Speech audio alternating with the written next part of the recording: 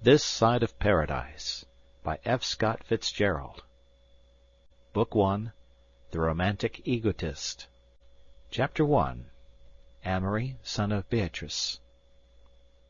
Amory Blaine inherited from his mother every trait, except the strange, inexpressible few that made him worthwhile.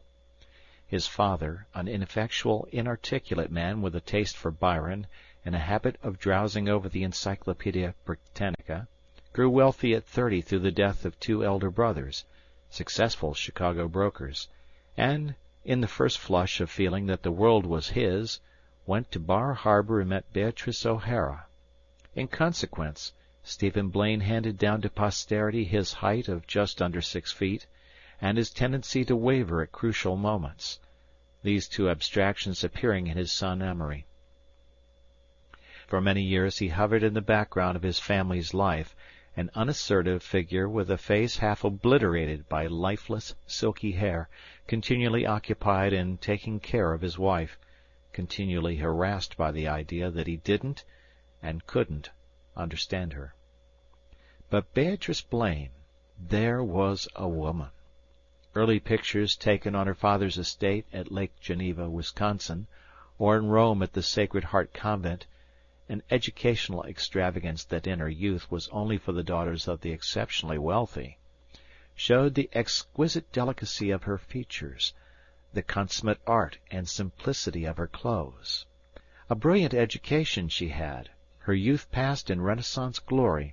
She was versed in the latest gossip of the older Roman families, known by name as a fabulously wealthy American girl to Cardinal Vittore and Queen Margherita, and more subtle celebrities that one must have had some culture even to have heard of.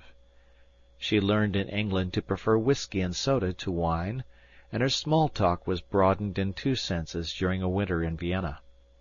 All in all, Beatrice O'Hara absorbed the sort of education that will be quite impossible ever again, a tutelage measured by the number of things and people one could be contemptuous of and charming about, a culture rich in all arts and traditions, barren of all ideas, in the last of those days when the great gardener clipped the inferior roses to produce one perfect bud.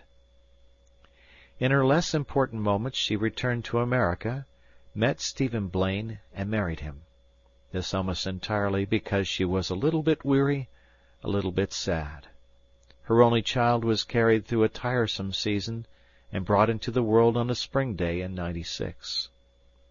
When Amory was 5, he was already a delightful companion for her. He was an auburn-haired boy, with great handsome eyes which he would grow up to in time, a facile, imaginative mind, and a taste for fancy dress. From his 4th to his 10th year he did the country with his mother in her father's private car, from Coronado, where his mother became so bored that she had a nervous breakdown in a fashionable hotel, down to Mexico City, where she took a mild, almost epidemic consumption. This trouble pleased her, and later she made use of it as an intrinsic part of her atmosphere, especially after several astounding bracers.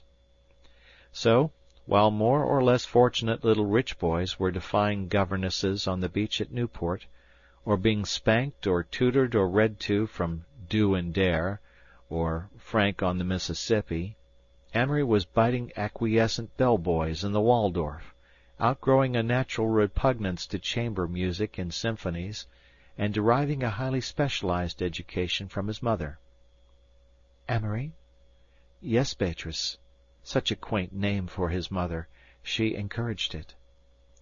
"Dear, don't think of getting out of bed yet. I've always suspected that early rising in early life makes one nervous. Clotilde is having your breakfast brought up." "All right." "I'm feeling very old to-day, Amory," she would sigh, her face a rare cameo of pathos, her voice exquisitely modulated, her hands as facile as Bernhardt's. "My nerves are on edge, on edge. We must leave this terrifying place to-morrow and go searching for sunshine." Amory's penetrating green eyes would look out through tangled hair at his mother. Even at this age he had no illusions about her. "Amory, "Oh, yes." I want you to take a red-hot bath, as hot as you can bear it, and just relax your nerves. You can read in the tub if you wish." She fed him sections of the Fête Galante before he was 10. At 11 he could talk glibly, if rather reminiscently, of Brahms and Mozart and Beethoven. One afternoon, when left alone in the hotel at Hot Springs, he sampled his mother's apricot cordial, and as the taste pleased him, he became quite tipsy. This was fun for a while, but he essayed a cigarette in his exaltation, and succumbed to a vulgar plebeian reaction.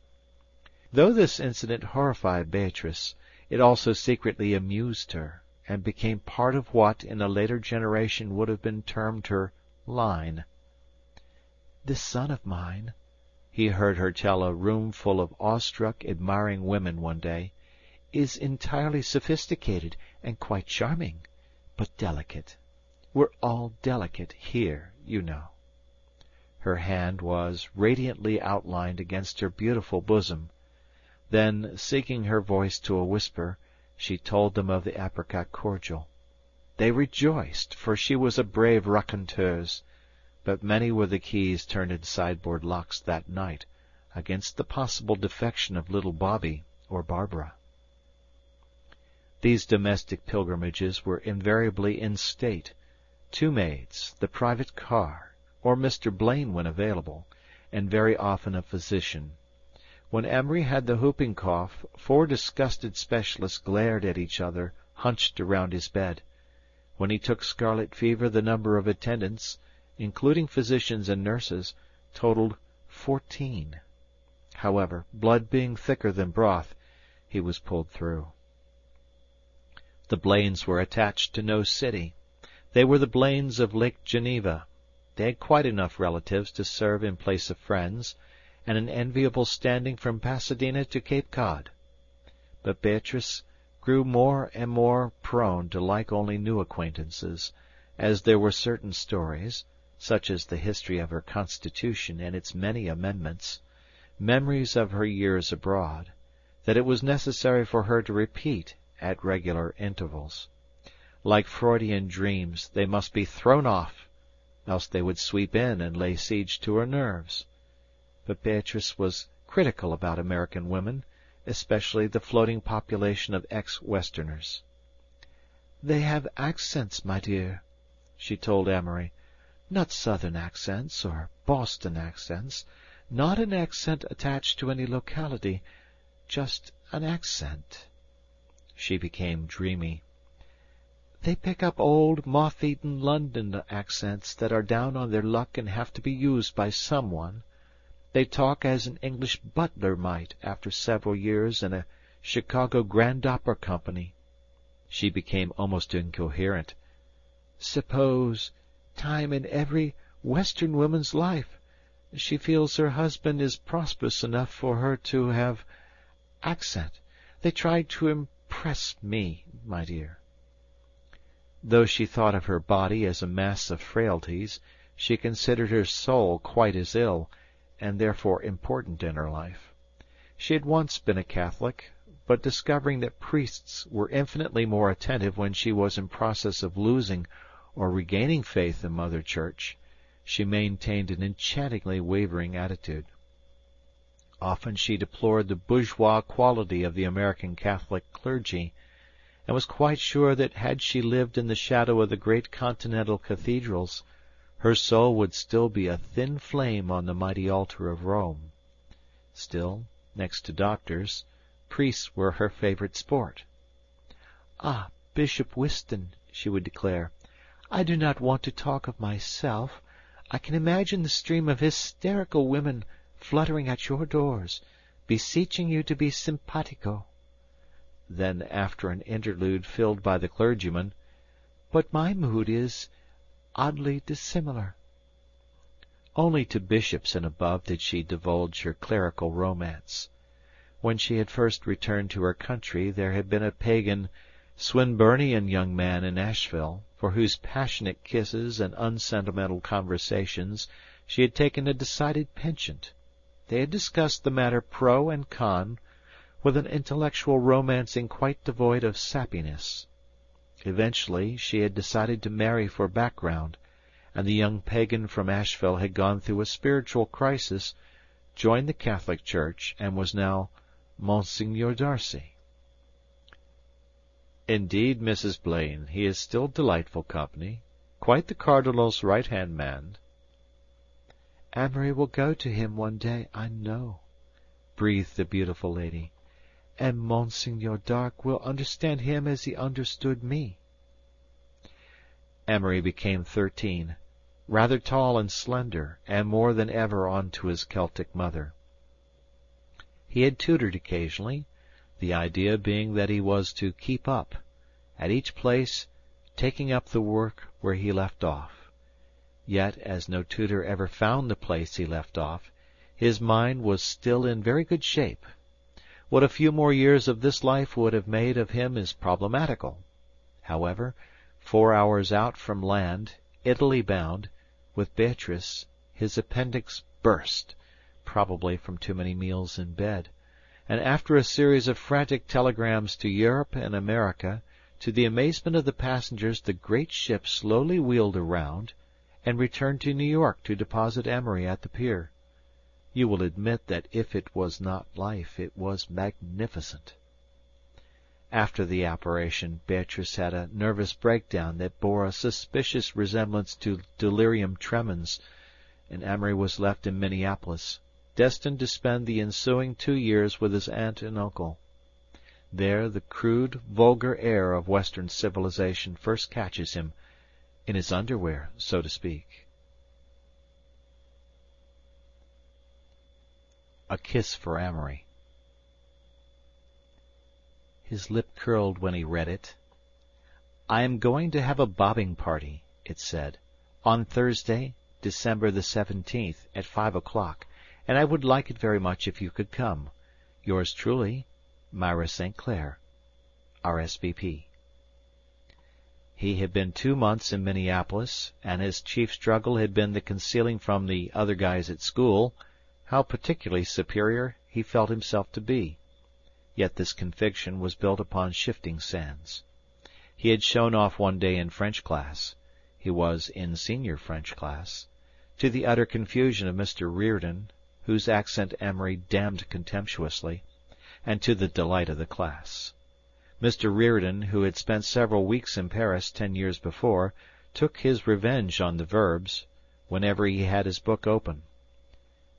But another time Amory showed off in history class, with quite disastrous results, for the boys there were his own age, and they shrilled innuendos at each other all the following week. "Oh, I believe, don't you know, the American Revolution was largely an affair of the middle classes," or "Washington came of very good blood, quite good, I believe." Amory ingeniously tried to retrieve himself by blundering on purpose. 2 years before he had commenced a history of the United States which, though it only got as far as the colonial wars, had been pronounced by his mother completely enchanting. His chief disadvantage lay in athletics, but as soon as he discovered that it was the touchstone of power and popularity at school, he began to make furious, persistent efforts to excel in the winter sports, and with his ankles aching and bending in spite of his efforts, he skated valiantly around the Lauralee rink every afternoon, wondering how soon he would be able to carry a hockey stick without getting it inexplicably tangled in his skates. The invitation to Miss Myra St. Clair's bobbing party spent the morning in his coat pocket, where it had an intense physical affair with a dusty piece of peanut brittle. During the afternoon he brought it to light with a sigh, and after some consideration and a preliminary draft in the back of Collar and Daniel's first-year Latin, composed an answer. "My dear Miss St. Clair, your truly charming invitation for the evening of next Thursday evening was truly delightful to receive this morning. I will be charmed and enchanted indeed to present my compliments on next Thursday evening. Faithfully, Amory Blaine. On Thursday, therefore, he walked pensively along the slippery, shovel-scraped sidewalks, and came in sight of Myra's house, on the half-hour after 5, a lateness which he fancied his mother would have favoured. He waited on the doorstep with his eyes nonchalantly half-closed, and planned his entrance with precision.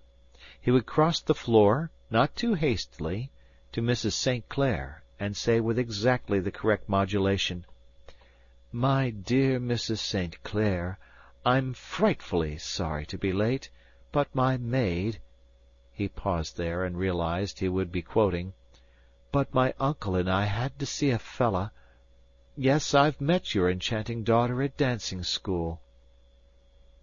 Then he would shake hands, using that slight, half-foreign bow, with all the starchy little females, and nod to the fellows who would be standing round, paralysed into rigid groups for mutual protection. A butler, one of the 3 in Minneapolis, swung open the door. Amory stepped inside and divested himself of cap and coat. He was mildly surprised not to hear the shrill squawk of conversation from the next room, and he decided it must be quite formal. He approved of that, as he approved of the butler. "Miss Myra," he said. To his surprise, the butler grinned horribly. "Oh, yeah," he declared. "She's here." He was unaware that his failure to be Cockney was ruining his standing. Amory considered him coldly. "But," continued the butler, his voice rising unnecessarily, "she's the only one what is here. The party's gone." Amory gasped in sudden horror. "What?" "She's been waiting for Amory Blaine. That's you, ain't it? Her mother says that if you showed up by 5:30, you two was to go after 'em in the Packard." Amory's despair was crystallized by the appearance of Myra herself, bundled to the ear in a polo coat, her face plainly sulky, her voice pleasant only with difficulty. "'Lo, Amory." "'Lo, Myra." He had described the state of his vitality. "Well, you got here anyways." "Well, I'll tell you. I guess you don't know about the auto accident," he romanced. Myra's eyes opened wide. "Who was it to?" "Well," he continued desperately, "Uncle and Aunt and I." "Was anyone killed?" Amory paused and then nodded. "Your uncle?" Alarm. "Oh, no, just a horse, a sort of gray horse." At this point the Erse butler snickered. "Probably killed the engine," he suggested. Amory would have put him on the rack without a scruple. "We'll go now," said Myra coolly. "You see, Amory, the bobs were ordered for 5, and everybody was here, so we couldn't wait." "Well, I couldn't help it, could I?" "So Mama said for me to wait till 5:30. We'll catch the bobs before it gets to the Minnehaha Club, Amory." Amory's shredded poise dropped from him. He pictured the happy party jingling along snowy streets, the appearance of the limousine, the horrible public descent of him and Myra before 60 reproachful eyes, his apology, a real one this time. He sighed aloud. "What?" inquired Myra. "Nothing. I was just yawning. Are we going to surely catch up with them before they get there?" He was encouraging a faint hope that they might slip into the Minnehaha Club and meet the others there, be found in blasé seclusion before the fire, and quite regain his lost attitude. "Oh, sure, Mike, we'll catch 'em all right. Let's hurry." He became conscious of his stomach. As they stepped into the machine he hurriedly slapped the paint of diplomacy over a rather box-like plan he had conceived. It was based upon some trade lasts gleaned at dancing school, to the effect that he was awful good-looking and English, sort of.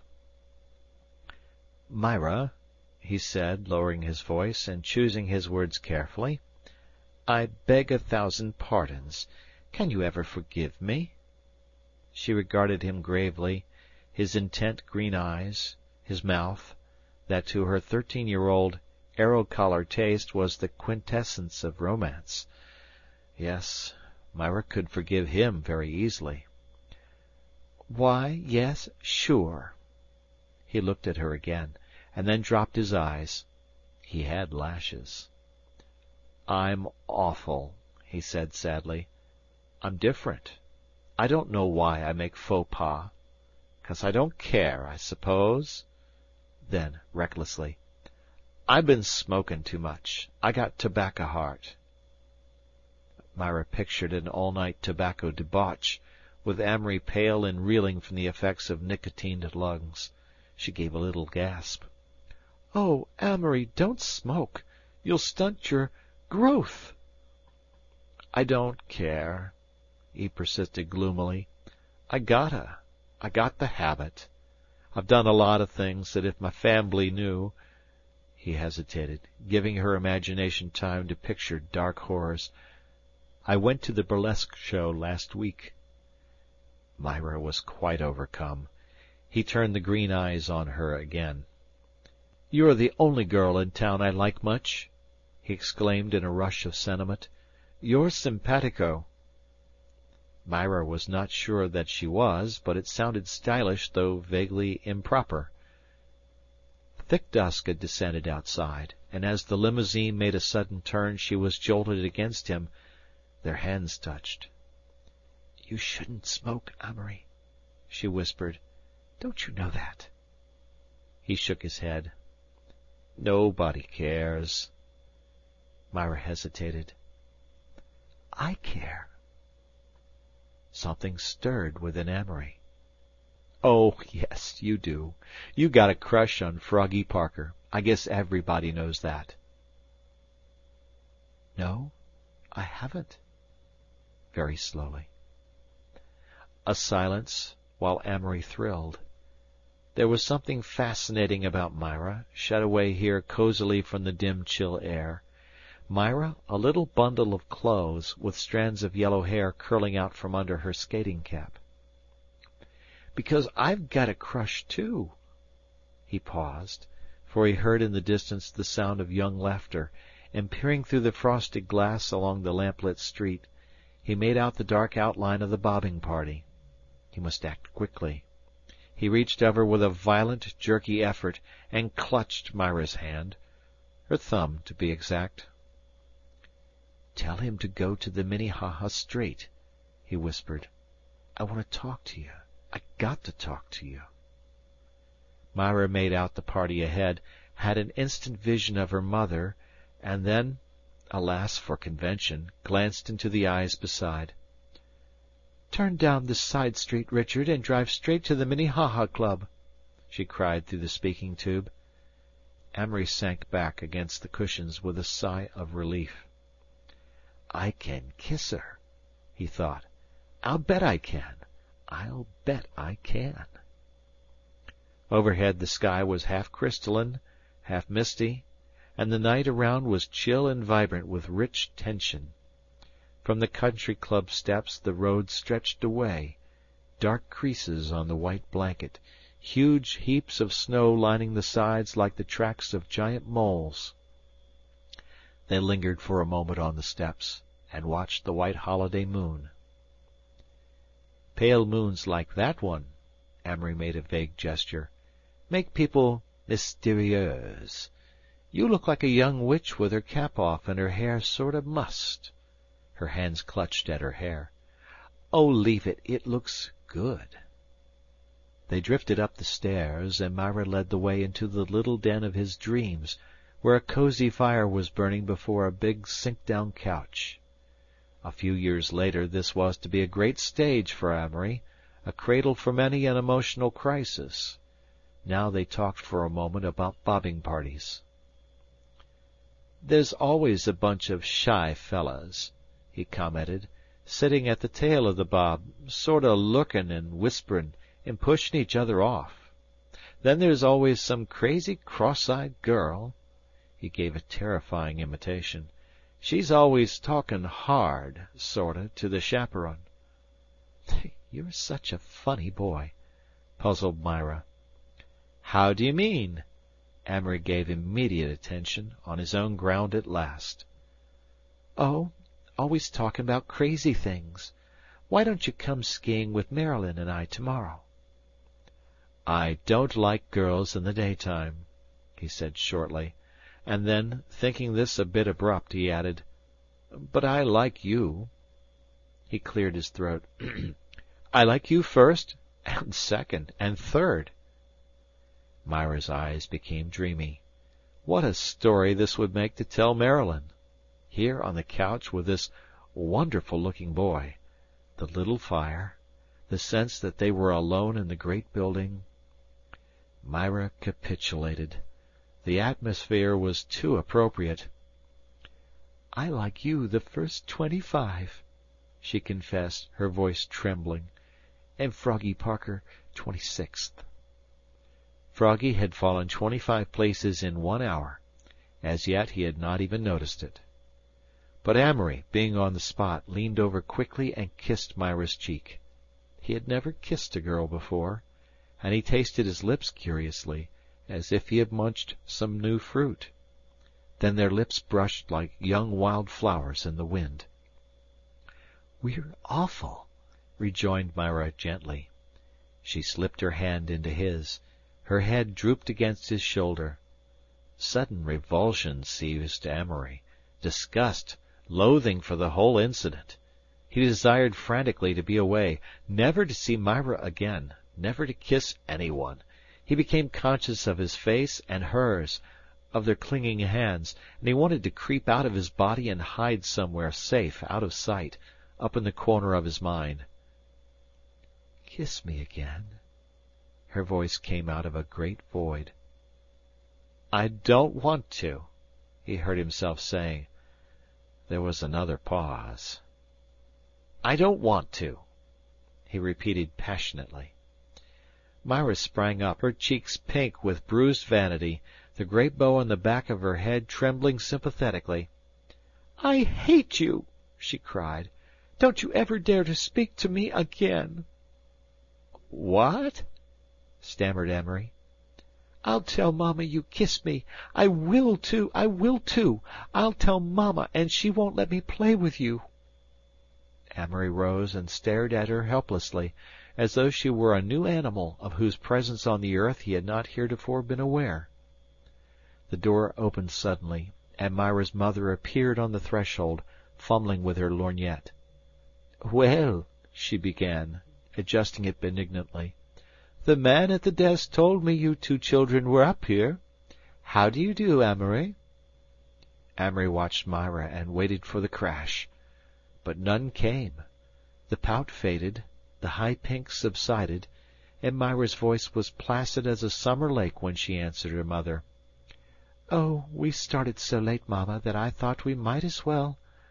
He heard from below the shrieks of laughter, and smelled the vapid odor of hot chocolate and tea cakes as he silently followed mother and daughter downstairs. The sound of the gramophone mingled with the voices of many girls humming the air, and a faint glow was born and spread over him. Casey Jones mounted to the cabin, Casey Jones with his orders in his hand. Casey Jones mounted to the cabin, took his farewell journey to the promised land. Snapshots of the Young Egotist. Amory spent nearly 2 years in Minneapolis. The first winter he wore moccasins that were born yellow, but after many applications of oil and dirt assumed their mature color, a dirty greenish brown. He wore a gray plaid Mackinaw coat and a red toboggan cap. His dog, Count Del Monte, ate the red cap, so his uncle gave him a gray one that pulled down over his face. The trouble with this one was that you breathed into it and your breath froze. One day the darn thing froze his cheek. He rubbed snow on his cheek, but it turned bluish-black just the same. The Count Del Monte ate a box of bluing once, but it didn't hurt him. Later, however, he lost his mind and ran madly up the street, bumping into fences, rolling in gutters, and pursuing his eccentric course out of Amory's life. Amory cried on his bed. poor little Count?" he cried. "Oh, poor little Count!" After several months he suspected Count of a fine piece of emotional acting. Amory and Frog Parker considered that the greatest line in literature occurred in Act III of Arsène Lupin. They sat in the first row at the Wednesday and Saturday matinees. The line was, "If one can't be a great artist or a great soldier, the next best thing is to be a great criminal." Amory fell in love again and wrote a poem. This was it: "Marilyn and Sally, those are the girls for me. Marilyn stands above Sally in that sweet, deep love." He was interested in whether McGovern of Minnesota would make the first or second All-American, how to do the card pass, how to do the coin pass, chameleon ties, how babies were born, and whether Three-Fingered Brown was really a better pitcher than Christy Mathewson. Among other things he read For the Honor of the School, Little Women twice, The Common Law, Sappho, Dangerous Dan McGrew, The Broad Highway 3 times, The Fall of the House of Usher, 3 Weeks, Mary Ware the Little Colonel's Chum, Gunga Din, The Police Gazette, and Jim Jam Jems. He had all the Henty biases in history, and was particularly fond of the cheerful murder stories of Mary Roberts Rinehart. School ruined his French and gave him a distaste for standard authors. His masters considered him idle, unreliable, and superficially clever. He collected locks of hair from many girls. He wore the rings of several. Finally he could borrow no more rings, owing to his nervous habit of chewing them out of shape. This, it seemed, usually aroused the jealous suspicions of the next borrower. All through the summer months, Amory and Frog Parker went each week to the stock company. Afterward they would stroll home in the balmy air of August night, dreaming along Hennepin and Nicollet avenues, through the gay crowd. Amory wondered whether people could fail to notice that he was a boy marked for glory, and when faces of the throng turned toward him and ambiguous eyes stared into his, he assumed the most romantic of expressions and walked on the air cushions that lie on the asphalts of 14. Always, after he was in bed, there were voices, indefinite, fading, enchanting, just outside his window, and before he fell asleep he would dream one of his favorite waking dreams, the one about becoming a great halfback, or the one about the Japanese invasion when he was rewarded by being made the youngest general in the world. It was always the becoming he dreamed of, never the being. This, too, was quite characteristic of Amory. Code of the Young Egotist. Before he was summoned back to Lake Geneva, he had appeared, shy but inwardly glowing, in his first long trousers, set off by a purple accordion tie and a Belmont collar with the edges unassailably meeting, purple socks, and handkerchief with a purple border peeping from his breast pocket. But more than that, he had formulated his first philosophy, a code to live by, which, as nearly as it can be named, was a sort of aristocratic egotism. He had realized that his best interests were bound up with those of a certain variant, changing person, whose label, in order that his past might always be identified with him, was Amory Blaine. Amory marked himself a fortunate youth, capable of infinite expansion for good or evil. He did not consider himself a strong character, but relied on his facility, learn things sort of quick, and his superior mentality, read a lot of deep books. He was proud of the fact that he could never become a mechanical or scientific genius. From no other heights was he debarred. Physically, Amory thought he was exceedingly handsome. He was. He fancied himself an athlete of possibilities and a supple dancer. Socially, here his condition was, perhaps, most dangerous. He granted himself personality, charm, magnetism, poise, the power of dominating all contemporary males, the gift of fascinating all women. Mentally, complete, unquestioned superiority. Now a confession will have to be made.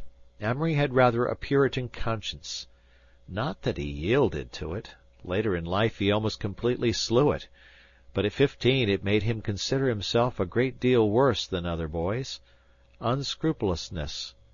The desire to influence people in almost every way, even for evil. A certain coldness and lack of affection, amounting sometimes to cruelty. A shifting sense of honor. An unholy selfishness. A puzzled, furtive interest in everything concerning sex. There was also a curious strain of weakness running crosswise through his make-up. A harsh phrase from the lips of an older boy (older boys usually detested him) was liable to sweep him off his poise into surly sensitiveness or timid stupidity. He was a slave to his own moods, and he felt that though he was capable of recklessness and audacity, he possessed neither courage, perseverance, nor self-respect. Vanity, tempered with self-suspicion if not self-knowledge, a sense of people as automatons to his will, a desire to pass as many boys as possible and get to a vague top of the world, with this background did Amory drift into adolescence. Preparatory to the great adventure. The train slowed up with midsummer languor at Lake Geneva, and Amory caught sight of his mother waiting in her electric on the gravelled station drive. It was an ancient electric, one of the early types, and painted gray. The sight of her sitting there, slenderly erect, and of her face, where beauty and dignity combined, melting to a dreamy, recollected smile, filled him with a sudden great pride of her. As they kissed coolly and he stepped into the electric, he felt a quick fear lest he had lost the requisite charm to measure up to her. "Dear boy, you're so tall. Look behind to see if there's anything coming." She looked left and right. She slipped cautiously into a speed of 2 miles an hour, beseeching Amory to act as sentinel, and at one busy crossing she made him get out and run ahead to signal her forward like a traffic policeman. Beatrice was what might be termed a careful driver. "You are tall, but you're still very handsome. You've skipped the awkward age. Or is that 16? Perhaps it's 14 or 15. I can never remember, but you've skipped it." "Don't embarrass me," murmured Amory. "But, my dear boy, what odd clothes! They look as if they were a set, don't they? Is your underwear purple, too?" Amory grunted impolitely. "You must go to Brooks's and get some really nice suits. Oh, we'll have a talk tonight, or perhaps tomorrow night. I want to tell you about your heart. You've probably been neglecting your heart, and you don't know." Amory thought how superficial was the recent overlay of his own generation. Aside from a minute shyness, he felt that the old cynical kinship with his mother had not been one bit broken. Yet for the first few days he wandered about the gardens and along the shore in a state of super-loneliness, finding a lethargic content in smoking bull at the garage with one of the chauffeurs. The 60 acres of the estate were dotted with old and new summer houses, and many fountains and white benches that came suddenly into sight from foliage-hung hiding-places. There was a great and constantly increasing family of white cats that prowled the many flower-beds, and were silhouetted suddenly at night against the darkening trees. It was on one of the shadowy paths that Beatrice at last captured Amory, after Mr. Blaine had, as usual, retired for the evening to his private library. After reproving him for avoiding her, she took him for a long tete-a-tete in the moonlight. He could not reconcile himself to her beauty, that was mother to his own, the exquisite neck and shoulders, the grace of a fortunate woman of 30. "Amory, dear," she crooned softly, "I had such a strange, weird time after I left you." "Did you, Beatrice?" "When I had my last breakdown." She spoke of it as a sturdy, gallant feat. The doctors told me," her voice sang on a confidential note, "that if any man alive had done the consistent drinking that I have, he would have been physically shattered, my dear, and in his grave, long in his grave." Amory winced, and wondered how this would have sounded to Froggy Parker. "Yes," continued Beatrice tragically, "I had dreams, wonderful visions." She pressed the palms of her hands into her eyes. "I saw bronze rivers lapping marble shores, and great birds that soared through the air, party-coloured birds with iridescent plumage. I heard strange music, and the flare of barbaric trumpets. What?" Amory had snickered. "What, Amory?" "I said, go on, Beatrice." "That was all. It merely recurred and recurred. Gardens that flaunted colouring against which this would be quite dull. Moons that whirled and swayed, paler than winter moons, more golden than harvest moons." "Are you quite well now, Beatrice?" "Quite well. As well as I will ever be. I am not understood, Amory. I know that can't express it to you, Amory, but I am not understood." Amory was quite moved. He put his arm around his mother, rubbing his head gently against her shoulder. "Poor Beatrice, poor Beatrice." "Tell me about you, Amory. Did you have 2 horrible years?" Amory considered lying, and then decided against it. "No, Beatrice, I enjoyed them. I adapted myself to the bourgeoisie. I became conventional." He surprised himself by saying that, and he pictured how Froggy would have gaped. "Beatrice," he said suddenly, "I want to go away to school. Everybody in Minneapolis is going to go away to school." Beatrice showed some alarm. "But you're only 15." "Yes, but everybody goes away to school at 15, and I want to, Beatrice." On Beatrice's suggestion the subject was dropped for the rest of the walk, but a week later she delighted him by saying, "Amory, I have decided to let you have your way. If you still want to, you can go to school." "Yes?" "To St. Regis's in Connecticut." Amory felt a quick excitement. "It's being arranged," continued Beatrice. "It's better that you should go away. I'd have preferred you to have gone to Eton, and then to Christ Church, Oxford, but it seems impracticable now. And for the present we'll let the university question take care of itself." "What are you going to do, Beatrice?" "Heaven knows. It seems my fate to fret away my years in this country. Not for a second do I regret being American. Indeed, I think that a regret typical of very vulgar people, and I feel sure we are the great coming nation. Yet," and she sighed, "I feel my life should have drowsed away close to an older, mellower civilization, a land of greens and autumnal browns." Amory did not answer, so his mother continued. "My regret is that you haven't been abroad, but still, as you are a man, it's better that you should grow up here under the snarling eagle. Is that the right term?" Amory agreed that it was. She would not have appreciated the Japanese invasion. "When do I go to school?" "Next month. You'll have to start east a little early to take your examinations. After that you'll have a free week, so I want you to go up the Hudson and pay a visit." "To who?" "To Monsignor Darcy, Amory. He wants to see you. He went to Harrow and then to Yale. Became a Catholic. I want him to talk to you.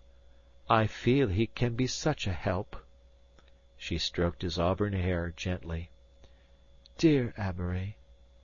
Dear Amory. Dear Beatrice."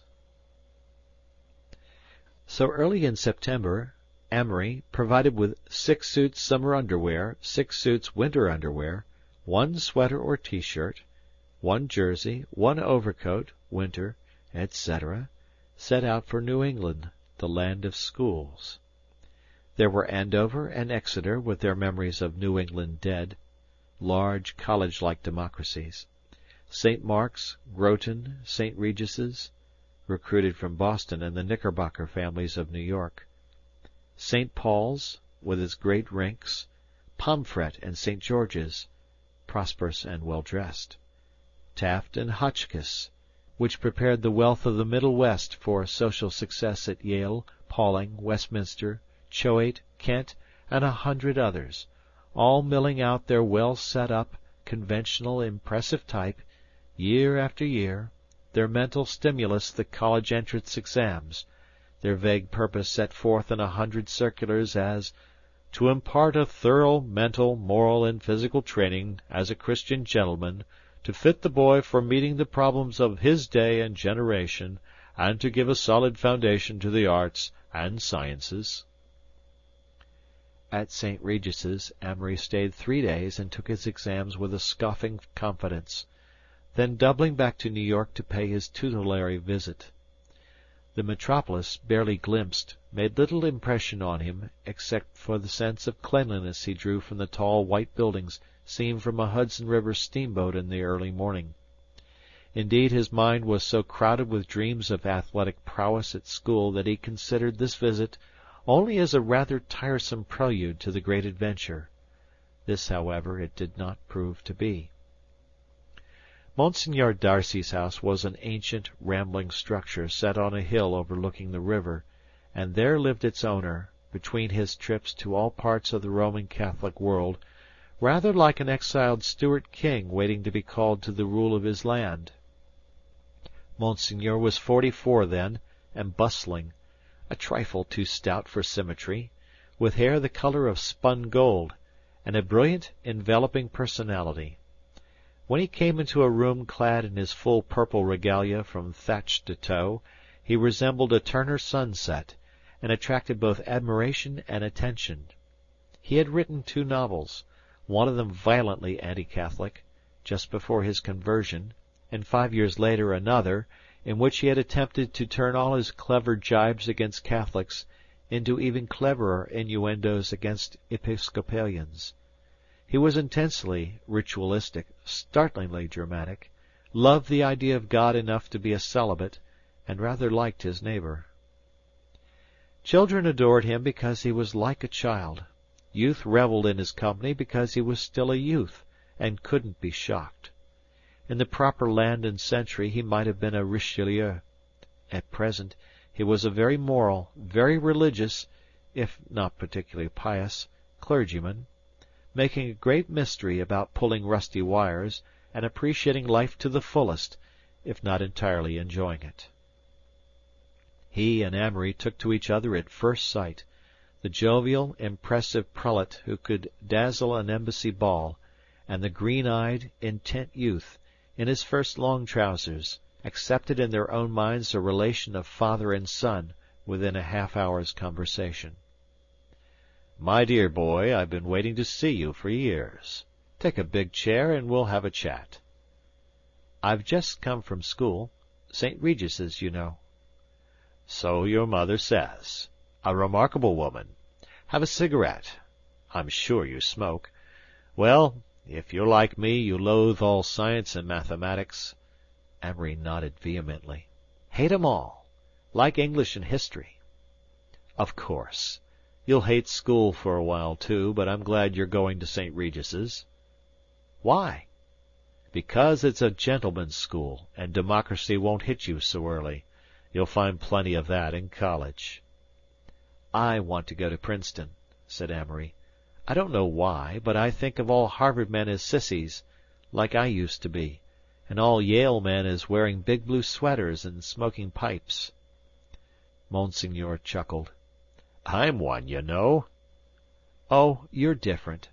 I think of Princeton as being lazy and good-looking and aristocratic, you know, like a spring day.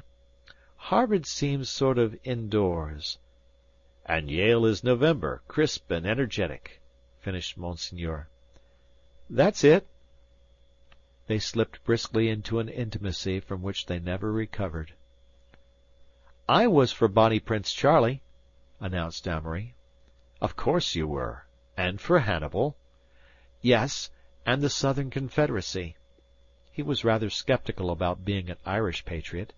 He suspected that being Irish was being somewhat common, but Monseigneur assured him that Ireland was a romantic lost cause and Irish people quite charming, and that it should by all means be one of his principal biases. After a crowded hour which included several more cigarettes, and during which Monseigneur learned, to his surprise but not to his horror, that Amory had not been brought up a Catholic, he announced that he had another guest. This turned out to be the Honorable Thornton Hancock, of Boston, ex-minister to The Hague, author of an erudite history of the Middle Ages and the last of a distinguished, patriotic, and brilliant family. "He comes here for a rest," said Monseigneur confidentially, treating Amory as a contemporary.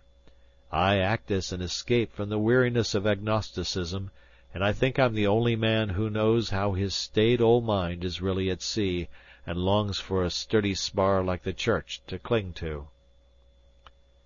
Their first luncheon was one of the memorable events of Amory's early life. He was quite radiant and gave off a peculiar brightness and charm. Monseigneur called out the best that he had thought by question and suggestion, and Amory talked with an ingenious brilliance of 1,000 impulses and desires and repulsions and faiths and fears.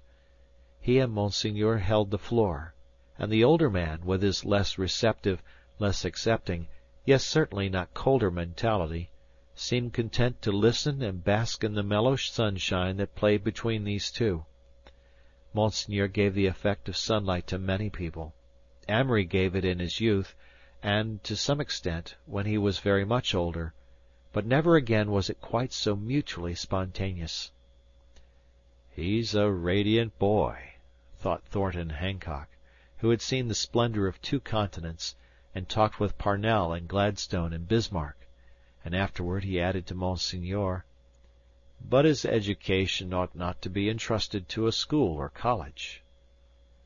But for the next 4 years the best of Amory's intellect was concentrated on matters of popularity, the intricacies of a university social system, and American society as represented by Biltmore teas and Hot Springs golf links.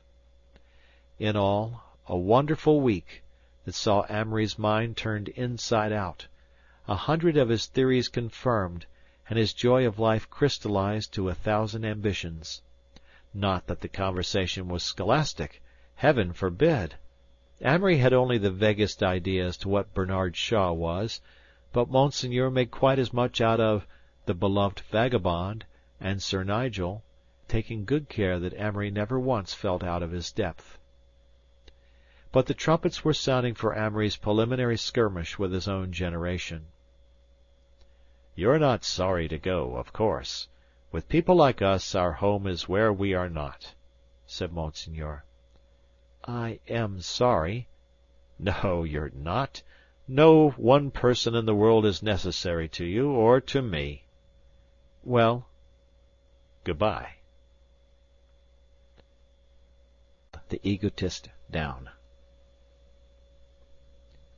Amory's 2 years at St. Regis's, though in turn painful and triumphant, had as little real significance in his own life as the American prep school, crushed as it is under the heel of the universities, has to American life in general. We have no Eton to create the self-consciousness of a governing class. We have, instead, clean, flaccid, and innocuous preparatory schools. He went all wrong at the start, was generally considered both conceited and arrogant, and universally detested.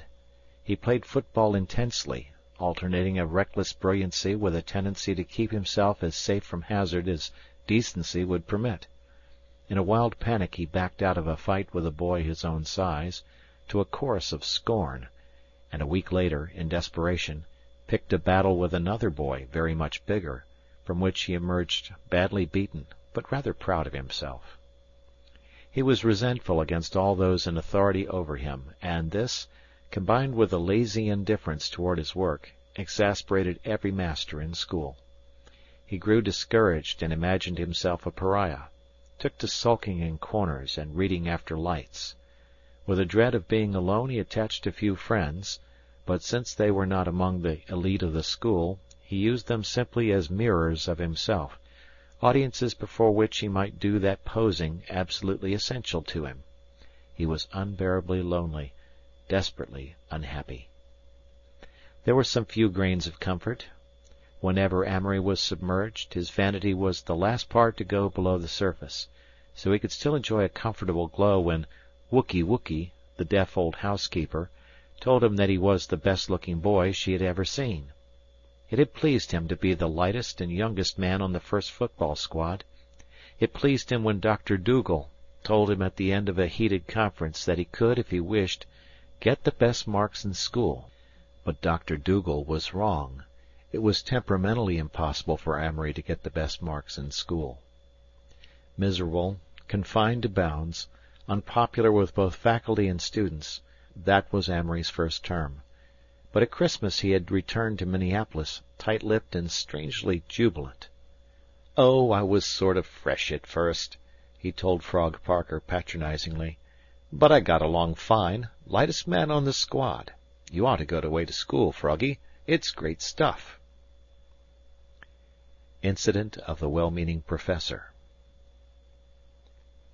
On the last night of his first term, Mr. Margetson, the senior master, sent word to Study Hall that Amory was to come to his room at 9. Amory suspected that advice was forthcoming, but he determined to be courteous, because this Mr. Margetson had been kindly disposed toward him. His summoner received him gravely, and motioned him to a chair. He hemmed several times, and looked consciously kind, as a man will when he knows he's on delicate ground. "Amory," he began, "I've sent for you on a personal matter." "Yes, sir." "I've noticed you this year, and I like you. I think you have in you the makings of a very good man." "Yes, sir," Amory managed to articulate. He hated having people talk as if he were an admitted failure. "But I've noticed," continued the older man blindly, "that you're not very popular with the boys." "No, sir." Amory licked his lips. "Ah, I thought you might not understand exactly what it was they objected to. I'm going to tell you, because I believe that when a boy knows his difficulties he's better able to cope with them, to conform to what others expect of him." He hemmed again with delicate reticence, and continued. "They seem to think that you're rather too fresh." Amory could stand no more. He rose from his chair, scarcely controlling his voice when he spoke. "I know. Oh, don't you suppose I know?" His voice rose. "I know what they think. Do you suppose you have to tell me?" He paused. "I've got to go back now. Hope I'm not rude." He left the room hurriedly. In the cool air outside, as he walked to his house, he exulted in his refusal to be helped. "That damn old fool!" he cried wildly. "As if I didn't know!" He decided, however, that this was a good excuse not to go back to Study Hall that night, so, comfortably couched up in his room, he munched Nabiscos and finished The White Company. Incident of the Wonderful Girl. There was a bright star in February. New York burst upon him on Washington's birthday with the brilliance of a long-anticipated event. His glimpse of it as a vivid whiteness against a deep blue sky had left a picture of splendor that rivaled the dream cities in the Arabian Nights. But this time he saw it by electric light, and romance gleamed from the chariot race sign on Broadway, and from the women's eyes at the Astor, where he and young Paskert from St. Regis's had dinner. When they walked down the aisle of the theatre, greeted by the nervous twanging and discord of untuned violins, and the sensuous, heavy fragrance of paint and powder, he moved in a sphere of Epicurean delight. Everything enchanted him. The play was The Little Millionaire, with George M. Cohan, and there was one stunning young brunette who made him sit with brimming eyes in the ecstasy of watching her dance. "Oh, you wonderful girl! Oh, you wonderful girl, what a wonderful girl you are!" sang the tenor, and Amory agreed silently but passionately. "All your wonderful worlds thrill me through."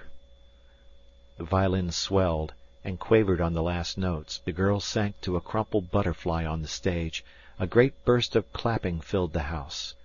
Oh, to fall in love like that, to the languorous magic melody of such a tune! The last scene was laid on a roof garden, and the cellos sighed to the musical moon, while light adventure and facile froth-like comedy flitted back and forth in the calcium. Amory was on fire to be an habitué of roof gardens, to meet a girl who should look like that. Better, that very girl, whose hair would be drenched with golden moonlight, while at his elbow sparkling wine was poured by an unintelligible waiter. When the curtain fell for the last time he gave such a long sigh that the people in front of him twisted round and stared and said loud enough for him to hear, "What a remarkable-looking boy!" This took his mind off the play, and he wondered if he really did seem handsome to the population of New York. Paskert and he walked in silence toward their hotel. The former was the first to speak. His uncertain 15-year-old voice broke in a melancholy strain on Amory's musings. "I'd marry that girl tonight." There was no need to ask what girl he referred to. "I'd be proud to take her home and introduce her to my people," continued Paskert. Amory was distinctly impressed. He wished he had said it instead of Paskert. It sounded so mature. "I wonder about actresses. Are they all pretty bad?" "No, sir, not by a darn sight," said the worldly youth with emphasis. "And I know that girl's as good as gold. I can tell." They wandered on, mixing in the Broadway crowd, dreaming on the music that eddied out of the cafes. New faces flashed on and off like myriad lights, pale or rouged faces, tired yet sustained by a weary excitement. Amory watched them in fascination.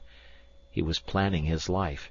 He was going to live in New York and be known at every restaurant and cafe, wearing a dress suit from early evening to early morning, sleeping away the dull hours of the forenoon. "Yes, sir, I'd marry that girl tonight." Heroic in general tone. October of his second and last year at St. Regis's was a high point in Amory's memory. The game with Groton was played from 3 of a snappy, exhilarating afternoon far into the crisp autumnal twilight, and Amory at quarterback, exhorting in wild despair, making impossible tackles, calling signals in a voice that had diminished to a hoarse, furious whisper, yet found time to revel in the blood-stained bandage around his head, and the straining, glorious heroism of plunging, crashing bodies and aching limbs.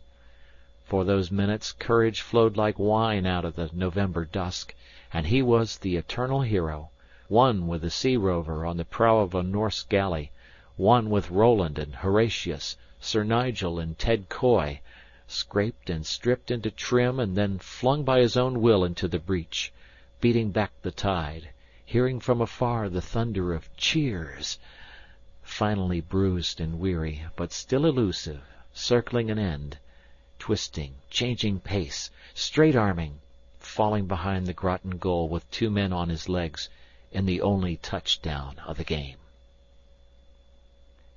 The philosophy of the slicker. From the scoffing superiority of sixth form year and success, Amory looked back with cynical wonder on his status of the year before. He was changed as completely as Amory Blaine could ever be changed. Amory plus Beatrice plus 2 years in Minneapolis, these had been his ingredients when he entered St. Regis's. But the Minneapolis years were not a thick enough overlay to conceal the Amory plus Beatrice from the ferreting eyes of a boarding school, so St. Regis's had very painfully drilled Beatrice out of him, and begun to lay down new and more conventional planking on the fundamental Amory. But both St. Regis and Amory were unconscious of the fact that this fundamental Amory had not in himself changed. Those qualities for which he had suffered, his moodiness, his tendency to pose, his laziness and his love of playing the fool, were now taken as a matter of course, recognized eccentricities in a star quarterback, a clever actor, and the editor of the St. Regis Tatler. It puzzled him to see impressionable small boys imitating the very vanities that had not long ago been contemptible weaknesses. After the football season he slumped into dreamy content. The night of the pre-holiday dance he slipped away and went early to bed for the pleasure of hearing the violin music cross the grass and come surging in at his window. Many nights he lay there dreaming awake of secret cafés in Montmartre, where ivory women delved in romantic mysteries with diplomats and soldiers of fortune, while orchestras played Hungarian waltzes, and the air was thick and exotic with intrigue, and moonlight, and adventure. In the spring he read L'Allegro, by request, and was inspired to lyrical outpourings on the subject of Arcady and the pipes of Pan. He moved his bed so that the sun would wake him at dawn, that he might dress and go out to the archaic swing that hung from an apple tree near the sixth form house. Seating himself in this, he would pump higher and higher until he got the effect of swinging into the wide air, into a fairyland of piping satyrs and nymphs, with the faces of fair-haired girls he passed in the streets of Eastchester. As the swing reached its highest point, Arcady really lay just over the brow of a certain hill, where the brown road dwindled out of sight in a golden dot. He read voluminously all spring, the beginning of his 18th year, The Gentleman from Indiana, The New Arabian Nights, The Morals of Marcus Ordine, The Man Who Was Thursday, which he liked without understanding, Stover at Yale, that became somewhat of a textbook, Dombey and Son, because he thought he really should read better stuff, Robert Chambers, David Graham Phillips, and E. Phillips Oppenheim complete, and a scattering of Tennyson and Kipling. Of all his class work, only L'Allegro and some quality of rigid clarity in solid geometry stirred his languid interest. As June drew near, he felt the need of a conversation to formulate his own ideas, and, to his surprise, found a co-philosopher in Rahil, the president of the sixth form. In many a talk, on the high road or lying belly down along the edge of the baseball diamond, or late at night with their cigarettes glowing in the dark, they threshed out the questions of school, and there was developed the term slicker. "Got tobacco?" whispered Rahil one night, putting his head inside the door 5 minutes after lights. "Sure. I'm coming in." "Take a couple of pillows and lie in the window seat, why don't you?" Amory sat up in bed and lit a cigarette while Rahil settled for a conversation. Rahil's favourite subject was the respective futures of the sixth form, and Amory never tired of outlining them for his benefit. "Ted Converse? That's easy. He'll fail his exams, tutor all summer at Harstrom's, get into chef with about 4 conditions, and flunk out in the middle of the freshman year. Then he'll go back west and raise hell for a year or so. Finally his father will make him go into the paint business. He'll marry and have 4 sons, all boneheads. He'll always think St. Regis has spoiled him, so he'll send his sons to day school in Portland. He'll die of locomotor ataxia when he's 41, and his wife will give a baptizing stand or whatever you call it to the Presbyterian Church, with his name on it." "Hold up, Amory, that's too darn gloomy. How about yourself?" "I'm in a superior class. You are too. We're philosophers." "I'm not." "Sure you are. You've got a darn good head on you." But Amory knew that nothing in the abstract, no theory or generality ever moved Rahil until he stubbed his toe upon the concrete minutiae of it. "Haven't?" insisted Rahil. I let people impose on me here and don't get anything out of it. I'm the prey of my friends, damn it. Do their lessons, get 'em out of trouble, pay 'em stupid summer visits, and always entertain their kid sisters. Keep my temper when they get selfish, and then they think they'll pay me back by voting for me and telling me I'm the big man of St. Regis's. I want to get where everybody does their own work, and I can tell people where to go. I'm tired of being nice to every poor fish in school." "You're not a slicker," said Amory suddenly. "A what?" "A slicker." What the devil's that?" "Well, it's something that...